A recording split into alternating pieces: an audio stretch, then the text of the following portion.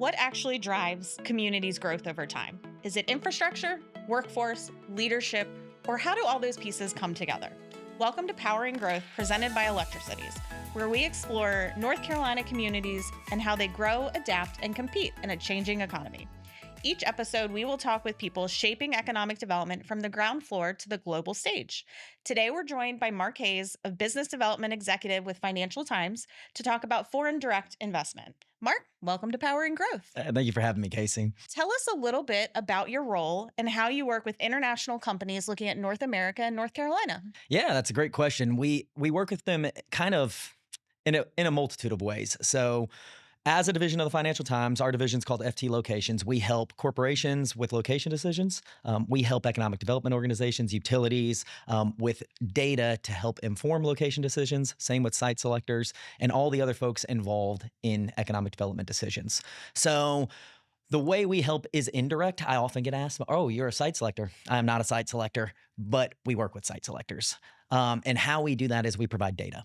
We are the world's leader in providing foreign direct investment data. So companies know what is happening around them. So economic development organizations know who's here, from where are they from, both domestically and internationally. As a division of the Financial Times, we have access to a lot of information. And we use that access to be good at what we do in terms of writing about foreign direct investment and then providing data to help companies make decisions, whether it be for incentives, whether it be for benchmarking one community against another community. How does Raleigh compare to Austin, Texas, in terms of cost, in terms of their employment, in terms of workforce. And so we'll do cost versus quality analysis in that way, but it's always data based. We're not doing consulting with the companies. We're providing data to them. Okay. The why now factor. So, from your vantage point at Financial Times, how has the global perception of the American Southeast shifted in the last 2 to 5 years? Yeah, I'd say quite a bit. At one point, and for a long time, the South was known as somewhere that was affordable. It was going to be cheap land and it was going to be cheap labor, and you need to locate in the South for those two things. Those two things aren't necessarily true anymore. There's actually been more competition from other Midwestern states that say, hey, we also have land. Hey, we also have labor.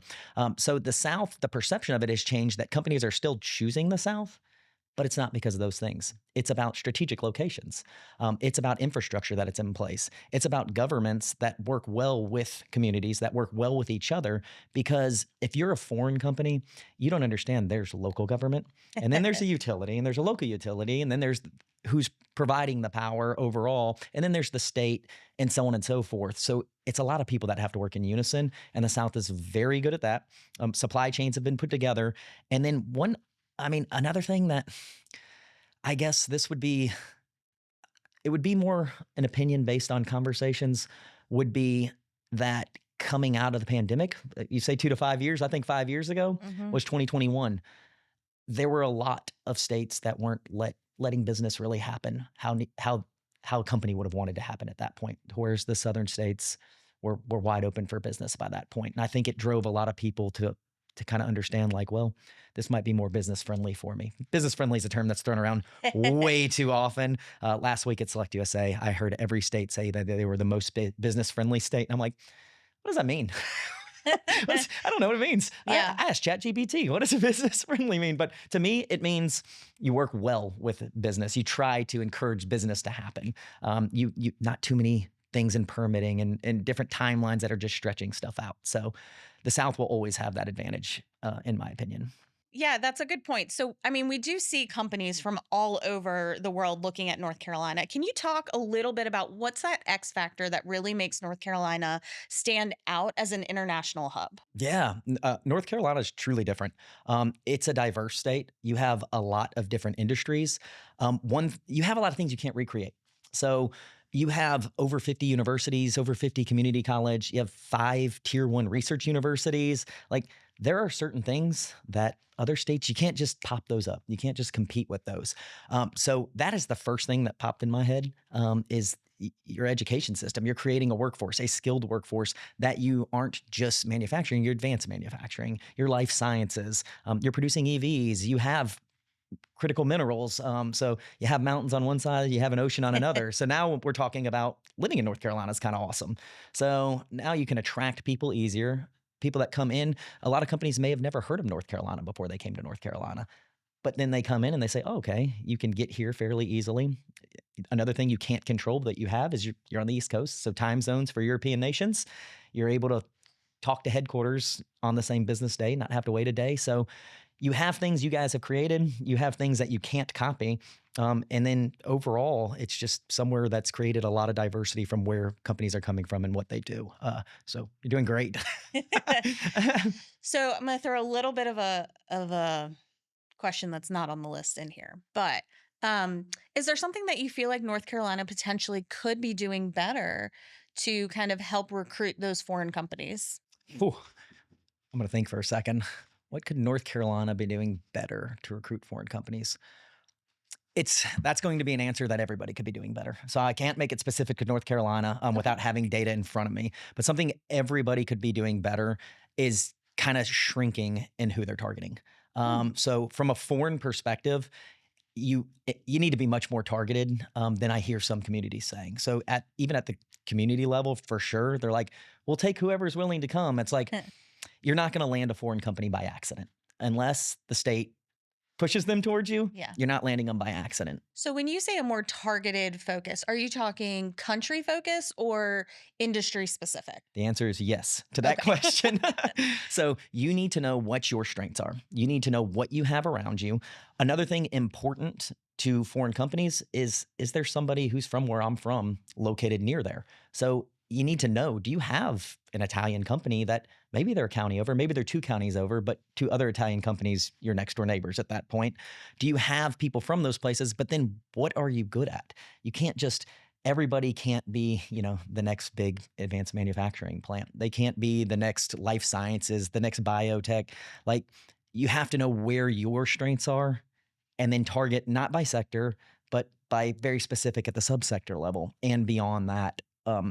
You're not going to land companies unless you have very specific strategy, and that's something that most communities, they maybe don't take seriously enough from a foreign direct investment standpoint, because you can get away with it in other business attraction, but at the foreign level, the world's huge. Yeah.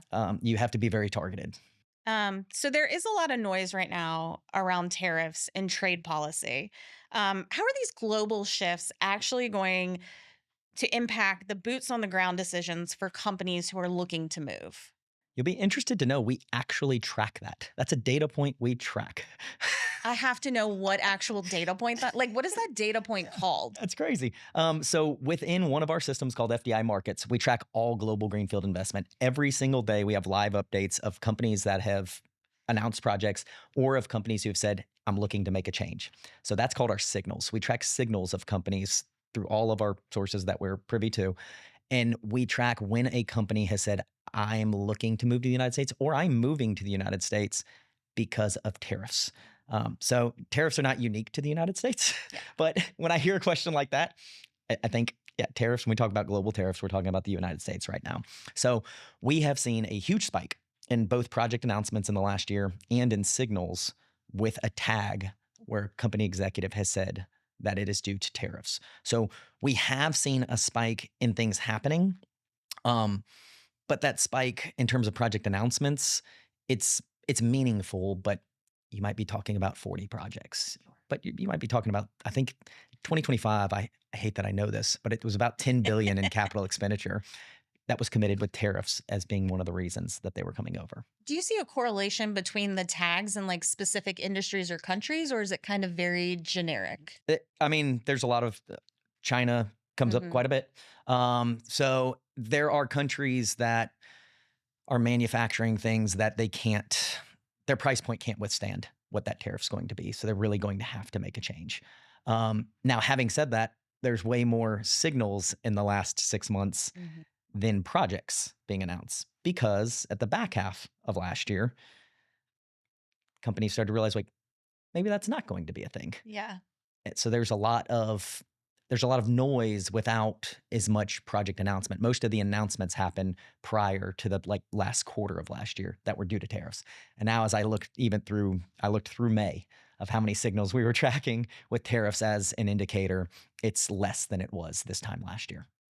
I think the other thing we specifically have noticed as we're doing foreign direct investment trips and visits with companies in Europe is that a lot of them are looking kind of for a soft landing space in the US before doing a full blown manufacturing type of facility. Can you talk a little bit about kind of what you're seeing with kind of what that introduction into the US looks like for some of those foreign companies? Yeah, it can be I mean, it can be a matter of building everything but the final piece, right? To where you're like, okay, we come in and we finish it in the United States to avoid some of these tariffs, which there were certain there were certain ways that was trying to be stopped. But the answer is yes. You have to think. I often, maybe 100% of the time, try to think from I'm the company CEO, and am I going to uproot and change everything I'm doing and build a $500 million plant for something that might go away Mm. in a few years with the change in leadership? So yes, within our systems, it's the same thing. But there have been more significant announcements than I would have thought in my head, um, of people that are like, okay, probably they were looking to make a change. They'd already done a bunch of work, and they're like, you know what, this is the final. Like this is a straw that says we're going to the United States. Yeah. But for the most part, yes, the same as you're saying. The least amount you can invest to really see how it's going to go from a company level is going to make more sense. Okay. So, what is one emerging trend in FDI that every ElectriCities member should kind of have on their radar for 2027? Yeah, it's it's one that I wish I had like this big reveal, like, this thing you're never going to see company coming. But different trends have kind of emerged over the last few years, and it was about workforce for since the pandemic. Workforce was kind of what mattered. Can you have people? Are you going to have people that can work jobs? But now it's energy. So like if you don't have energy, you're out. I don't care if you have every other thing. If you don't have energy, you're removed. Critical minerals are going to start mattering more and more too. So the way economic development's going, the way projects are going with AI infrastructure, with data centers, with semiconductors, energy, like it will mean everything. Which be close with your local utility economic developer. Yes, please. Yeah, I will say that we've seen, even with the foreign direct projects and US based ones, we tend to be one of the first phone calls. Whereas in the past, we were definitely not one of the first. It was kind of a last, oh, by the way, this project is looking at your area, et cetera. But, we have started to become more proactive with our communities, recognizing that you need to know what your capacity is right now and what it's going to be in 5 years, and how do you get there, what does that cost, and what is that ramp schedule. I don't know if you've seen this with a lot of the foreign companies, but I know we're seeing it on a domestic side, is that the timetables for these companies from the time they reach out to when they want to be like operational keeps getting smaller. Yep. Yeah, and I could speak to that for sure. That's across the board. Everyone agrees with that. When you're talking about site selectors, when you're talking with companies themselves, absolutely, they expect a quick turnaround. And I imagine that makes your job a little more. I bet your inbox is full all the time. It is. It is. And then I guess my last question really is, what is the biggest misconception that you see around foreign direct investment and those types of projects? There's a couple that come to mind. One of them, the first thing I think of when I thought of that, and it's probably not most people's first thing, but that foreign companies know who or where you are. Mm. Like, I think of myself, I work in this space. Like, the global geography, I'm pretty good at. There's probably not a single country that I can think of 10 cities outside of the United States. There's probably not a single country I can think of 5 states outside of the United States. And companies don't even do this. They're not working in my space. So when you say like, oh, we're in North Carolina, you're gonna get the question like, is that near New York or is that near Los Angeles? Like, like Yep. what is that near? And then like I think even most U.S. citizens, much less from a foreign perspective, don't realize how geographically large the United States is. Like you can fit all of Western Europe geographically inside the United States. So if you're like, I saw, I saw again at a previous conference, a lot of marketing flyers like we're within 500 miles of 80% of the population of the state. So it's like, well, like that's a long way. It's Yeah. huge. Like we're neighbors with South Dakota. Yeah, it's so I would say kind of assuming they know where you are. Mhm.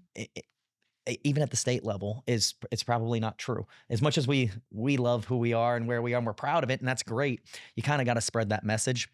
Um, but then another thing that comes into my brain is how important what is called globally aftercare, but business retention and expansion Mm. for foreign companies, I would almost argue is more important. Okay. You need to be making sure they're being taken care of because they've uprooted. Yeah. They've not only changed where their business is located, they've changed where they live. They've come into a new culture. They're going to have challenges that maybe a domestic company wouldn't have. And if you take care of them, if you're actively trying to make sure that their needs are met, you're going to land more foreign investment because their experience will come out Yeah. in the wash, as they say. So yeah, I would say those two things. Don't assume people know who you are or where you are, and then take care of the companies you already have, because the data also will show you you're going to create more jobs and more capex from those that are located where you are. So yeah, I'm experiencing that in my hometown right now. We're in like phase 3 of a giant South Korean investment that keeps creating more jobs and more capex. That was one investment. Yeah.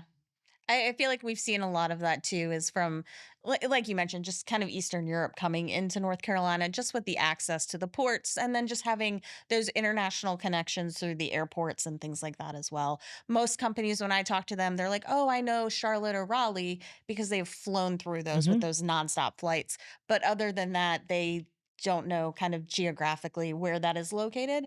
They just know that they have airports and they've flown through them. Yeah, 100%. And there's opportunities in that, just to be able to grab attention. I was speaking with a Ukrainian company. You speak of Eastern Europe, a Ukrainian company. They're like, we need to move to the United States right now.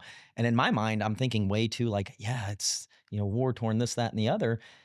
And it was there's no men to work in our factory. Like, Oh, yeah. it's just things that you're like, oh, it's so Yeah. obvious, but they don't have male employment to do the heavy lifting that's required in their line of work. So, yeah, that was a couple weeks ago. I was like, huh, yeah, I was like ready to have this big emotional conversation. He's like, we just need muscle.